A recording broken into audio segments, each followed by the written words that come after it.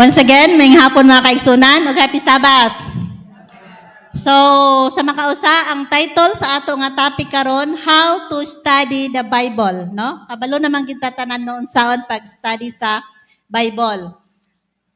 So, sa 2 Timothy 3:16 to 17, nag-ingon, all scripture is God-breathed and is useful for teaching, rebuking, correcting, and training in righteousness, so that the man of God may be thoroughly equipped for every good work. So, ang pagbasa sa pulong sa Ginoo, unsa ni siya?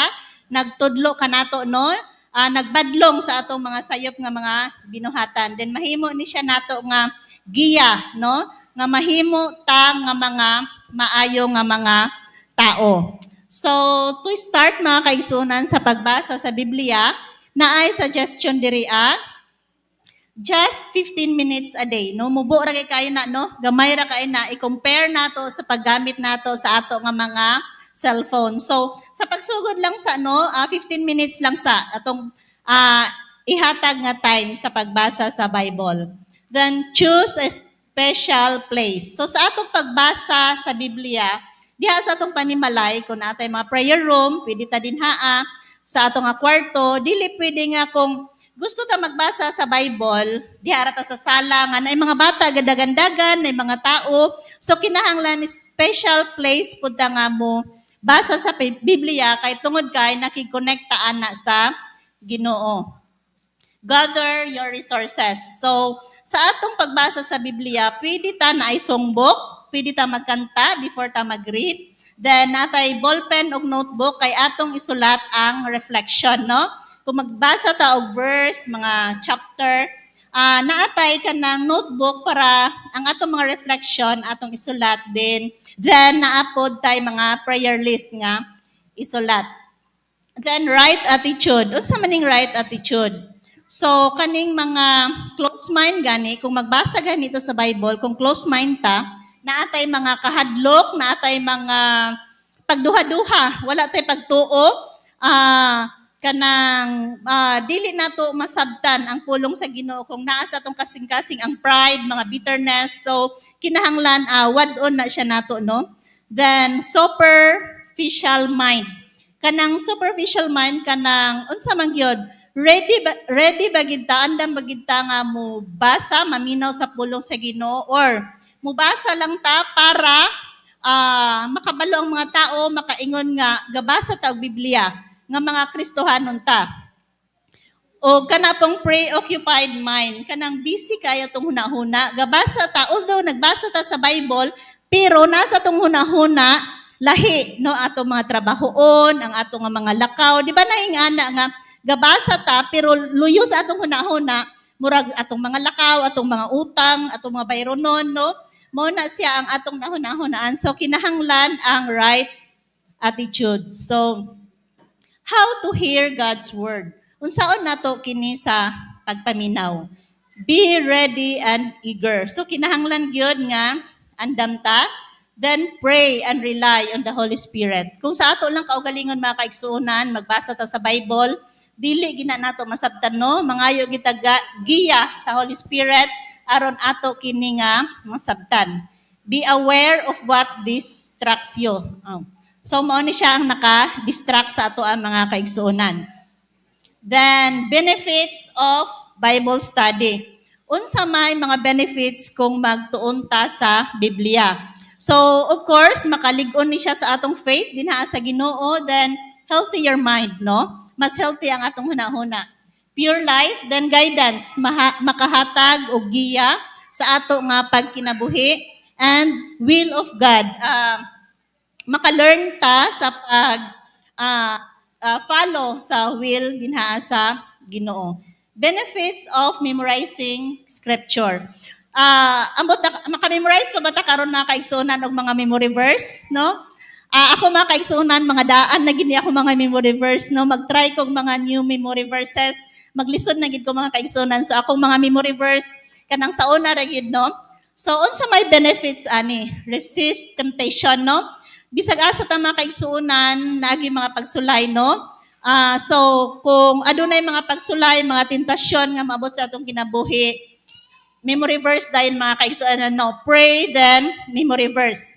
Make wise decisions. So sa atong mga desisyon sa kinabuhi, makahatag po ni siya og giya. Then maka-strengthen sa ato, then gives you peace. Then maka-comfort po ni sa ato, ano ka ng mga pulong sa Ginoo, no? Bisan pa man sa mga kagulanan, mga kabalaka, kung mubasa ta sa mga pulong sa Ginoo, naka-memorize ta sa mga pulong sa Ginoo, maghatag gina siya og comfort sa ato. Helps you witness. So, kana ganing naata sa gawas mga kaigsunan, makamit og mga friends nga sa inyong panagistorya na apoy mga problema. So, tungod kay na memorize nga mga memory verses, so sayon na kaayo sa imuha pag-advise sa iyaha nga gikan gyud sa Bible. So, nahimo ka nga witness, no? Dihaa sa imuha nga friend. So, unsa man di ay ang tulo ra gid mga kaigsunan ang unsa ba? Sikreto. 3 Ks. Ang tulo kayawi nga aron dali ta maka-memorize. So unsa man? Review.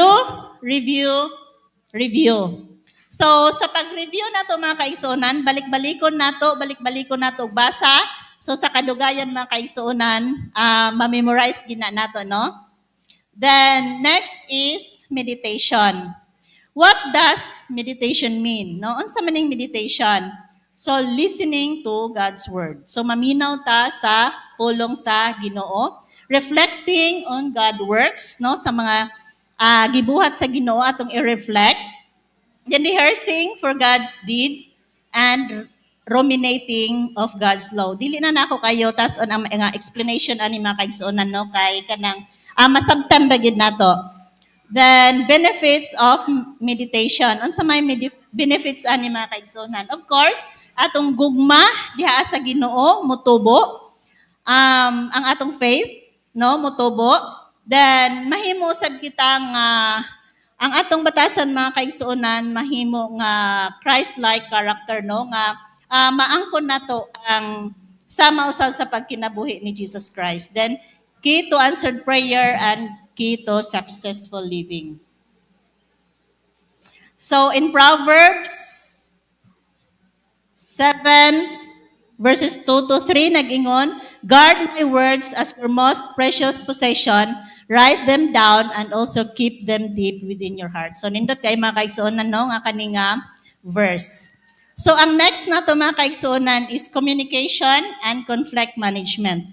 So dili gini nato kalikayan mga kaigsuonan nga adunay mga conflict mga kaigsuonan, no. Then ang communication mga kaigsuonan, communication, pinaagi sa atong mga mata, nakikommunicate ta sa atong lawas, sa body, words, voices, and face, no? Makakommunicate ta pinaagi ni ana. Communication is the way we interact with fellow humans.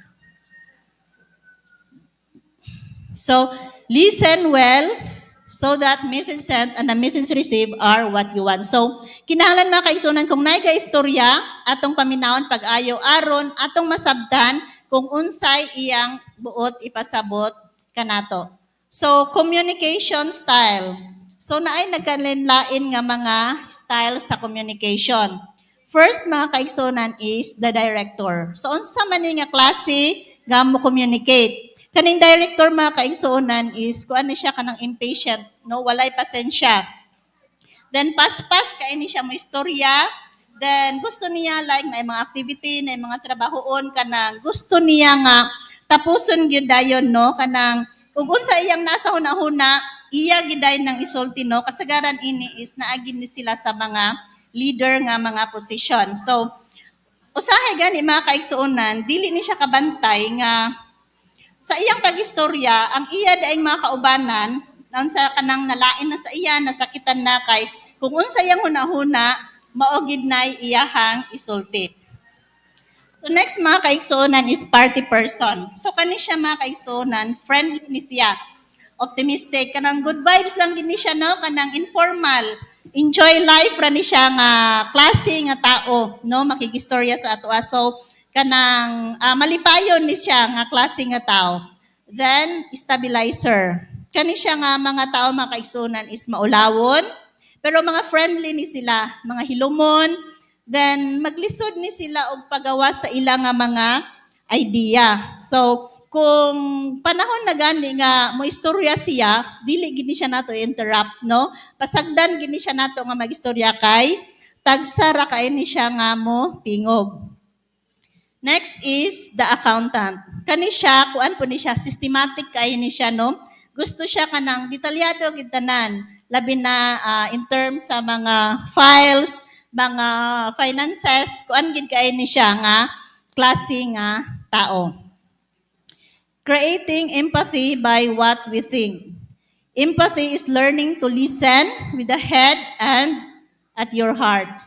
Take seriously and the other person's needs and concerns. So kana ganing na ay makigistorya sa atoa, no? Kinahanglan nato nga iseryoso na magiusahay nga paminaw nato, di man importante iyang ginaistorya, ana ba? So kinahanglan nga i-serious na nato siya, paminaw nato unsa iyang mga panginahanglanon o unsa iyang mga concern. We must value the right to their feelings and attitude. So atong tagaan og value usab ang ilaha nga mga pagbati.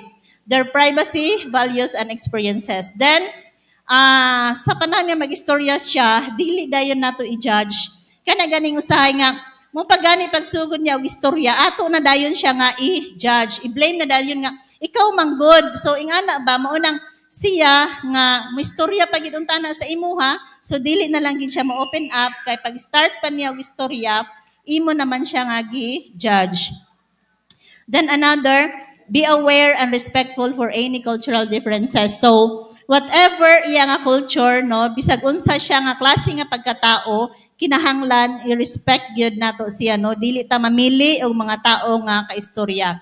Look at the person and take an active interest. So mo na siya, no, sa iyang pakigistorya sa atoa, kinahanglan ipakita nato nga interesado ta sa iyaha. Like na siya i-open up na siya problema. Bisag tan-aw nimo nga balik-balik naman na yang istorya, pero tagaan ginato siya og time. Sa iyang pag-istorya, dili pud pwede nga naglingkod siya tapos ikaw gatindog. So kanang kamo gid maglingkod, then kung tan-aw nimo nga complicated gid kaayo ang iyaha nga isulti, mangita ka og quiet place gid no nga didto gid mo magka-istorya. Then ask relevant questions for clarification. Kung naakay wala nasabtan about sa iyang problema, about sa iyang istorya, mangutana ka, then i-clarify. Be very aware of facial expression, no? Kanang ganing na yung istorya sa ato, atong makilay, no? Kanang mangyamid ta, kanang ang atong kaistorya nga ma-hurt gina siya, no? Nga kanang sa pinaagi lang sa atong facial expression, no? Kana atong makilay, atong pagyamid, kana makasakit na siya, no? Sa atong nga kaistorya. Then make affirming gestures, then use a warm vocal tone. Kanig yun, no? Kanang pag-start pa lang sa istorya, kung taas na kayo ka o kanang tono, murag, magduha-duha na gini mong kaistorya, sa pagpadayon, sa mupadayon, pabakuan ng istorya, no? Murag, naana sa iyaha ang kahadlok. So, unsa may steps para ma-resolve ang mga problema? First is pray about the problem. Iampo, no? Kung naay mga conflict, naay mga problema, pray together, no? Atong iampo, then clarify the issues. I-clarify nato kung unsa ay issue, focus on the needs and goals. So unsa may inyong goals, unsa may kinahanglan. So kinahanglan ginato ning masulbad, ang goal nato nga ma-resolve gini siya nga problema. So understand each other's perspective. Like naay mga kaigsuonan nga wala nagasinabot, as a leader, tabangan nato sila nga ato silang sabtondohan, no? Dili nga kanang ang isa lang atong paminawon because siya akong amiga dool sa ako, so siya lang akong paminawon. No, mga kaigsuonan, dapat sila duha paminawon nimo siya, paminawon siya aron masulbad ang mao nga issue. Break the conflict into small steps. So, hinay-hinayon. So, unsa may issue ninyo? So, kani siya. So, hisgutan. So, step by step, hangtod nga kini masolbad gyud, no? So inyo gina siya nga istoryahan uban ni anang na ay mga conflict. So ang third mga kaigsuonan is problem solving and decision making techniques. What is problem solving? Unsa man ni mga kaigsuonan? So unsaon nato pag figure out ang mga problema? So mao na ni siya nag-involve ang who, kinsa may involved, asa, kanusa, ngano ug asa man nagsugod ang problema. So maunay atong mahibalan. So recognizing that a problem exists. So you have received a complaint. So kintahay na akay na receive nga complaint either written or kanang sa mga individual, no, mao na siya. So i-recognize nimo nga na ay problema. Kung aduna po'y mga wala na-satisfied sa mga plano, sa mga performance sa mga plano, so na ay problema ana, no, then na po'y mga ni-question about sa mga plano, so na ay ni-exist ana nga mga problema, then you need to seek advice from your director or someone else. So, mo din analyze potential causes by gathering data. So, mo na dayon ni use cause and effect. Unsa may hinungdan niini unsay effect. Example mga kaigsuonan, ang mga kababainhan magbuhat og crusade, no?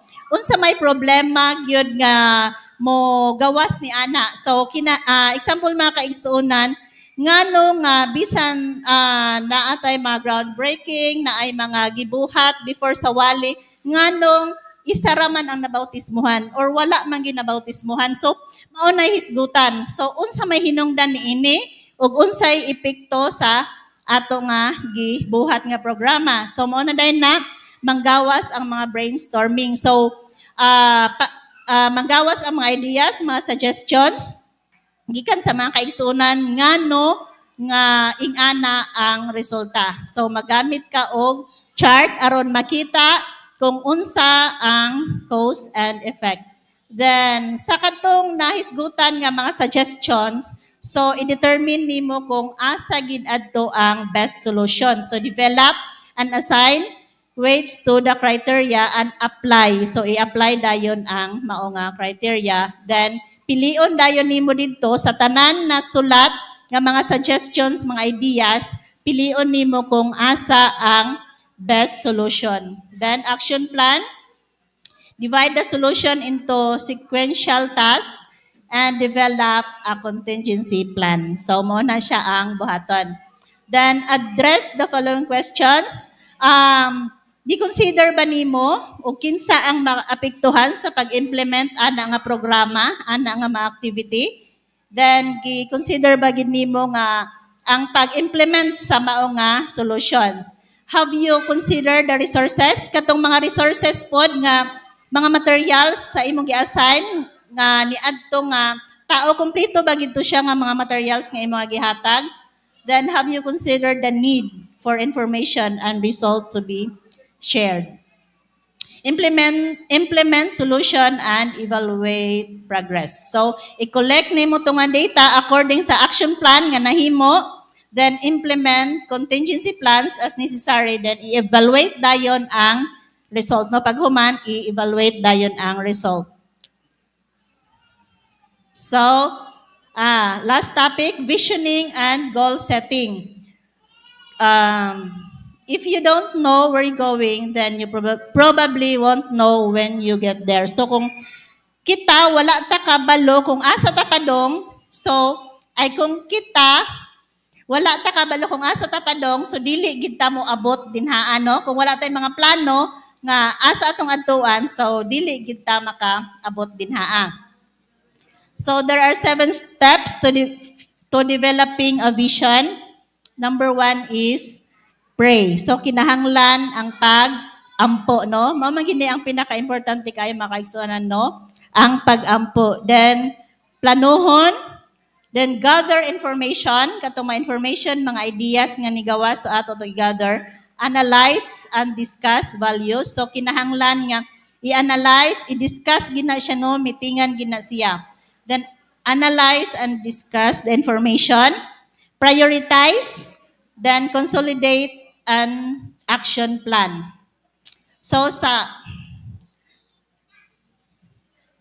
atong pag-ampo na ay personal, devotional time, then spending time with team. So ang usa ka team aduna gi pag-ampo na ay personal nga pag-ampo na apoy pag-ampo uban sa team. Then kanigid mga kaigsunan importante, commit yourself to your God and to your task. So unsa ang mga activity mga kaigsunan bisan pa unsa kanindot sa ato nga mga plano nga pagabuhaton kung wala ang commitment mga kaigsunan no. So dili gid gihapon na siya nga mahimo nga successful. So kinahanglan nga aduna gyoy commitment. So number 2 ang katong plan. Planning is bringing the future. So mao to during sa meeting. So planuhon gid no i-present para mahibaw-an nato in advance kung unsa ang mga panginahanglanon, unsa ang kinahanglan during na ana nga mga activity. Then gather information, no? There are at least 3 main sources of information for you to use. Number 1, information about the needs of women sa atong local community o sa church. So kinahanglan pod sa mga leader nga mahibaw-an pod kung unsa ang panginahanglanon sa mga kababainhan inside sa church o sa ato nga community no, kung unsa ilang kakulangon, unsa ang mga panginahanglanon. So information from women's ministries itself. So siguro maghimo og mga survey kung unsa ang mga panginahanglanon sa mga kababainhan. So your team as a source of information aron mahibal-an gid nato mga kaigsunan kung unsa gyud ang mga panginahanglanon. Then analyze and discuss the values.